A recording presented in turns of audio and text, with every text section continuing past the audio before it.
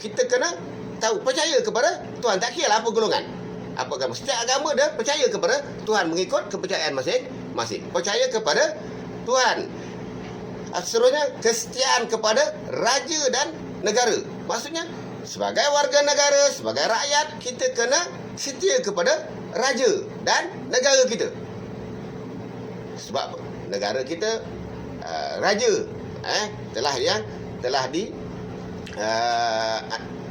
diberi kelayakan ataupun diberi kedudukan yang tertinggi dalam sebuah pemerintahan.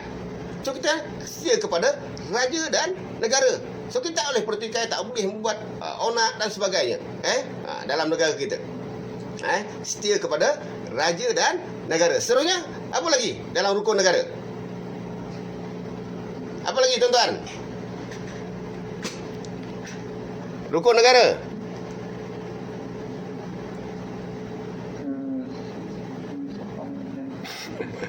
Kedaulatan undang-undang. Okey? Sebelum kedaulatan undang adalah keluhuran perlembagaan, yang maksudnya melibatkan perlembagaan, melibatkan parlimen. Kita kena percaya kepada perlembagaan kita. Bagaimana raja berperlembagaan. Macam mana dikatakan raja berperlembagaan tadi? Kita kena faham segi konsep-konsepnya.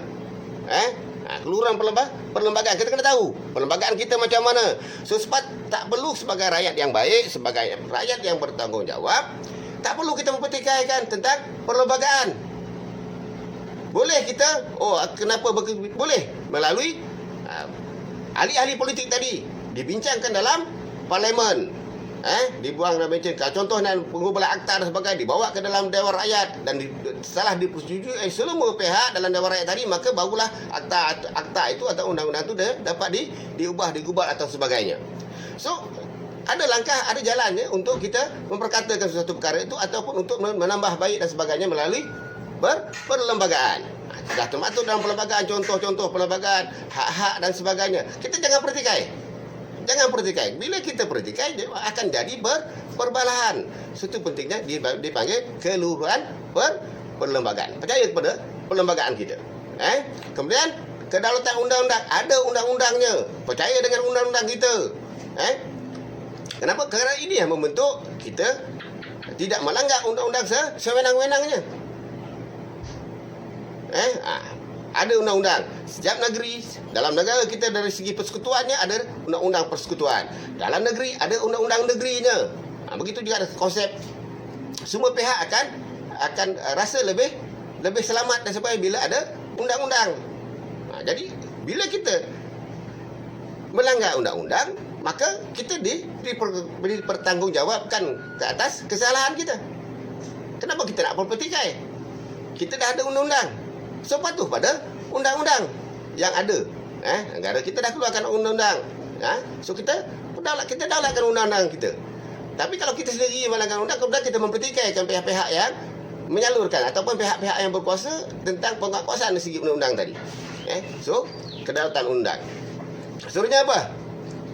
Kesopanan dan kesusilaan. Sebagai warga negara, kita kena penuh adab sopan kita dengan penuh tata susila kita. Kita kena jaga. Kena jaga. So kita kena bertanggungjawab. Hal dan setiap ini sebagai warga negara, kita kena bertanggungjawab.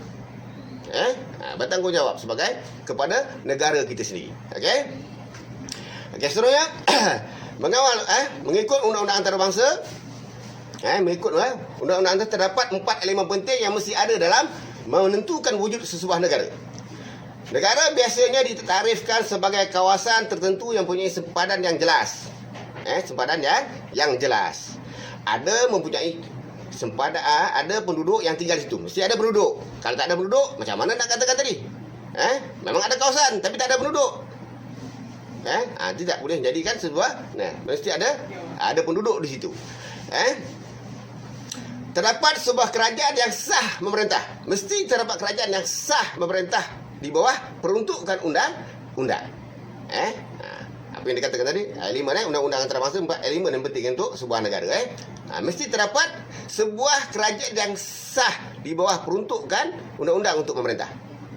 Mesti kerajaan yang sah. Macam mana dikatakan keadaan sah tadi? Melalui contoh macam negara demokrasi, melalui pemilihan dan sebagainya, undi dan sebagainya. Contoh, kita contoh di Malaysia, setiap 5 tahun akan berlaku pemilihan. Kalau kita rasa parti itu, parti ini dan sebagainya yang layak untuk mereka undi mengikut kepercayaan kita.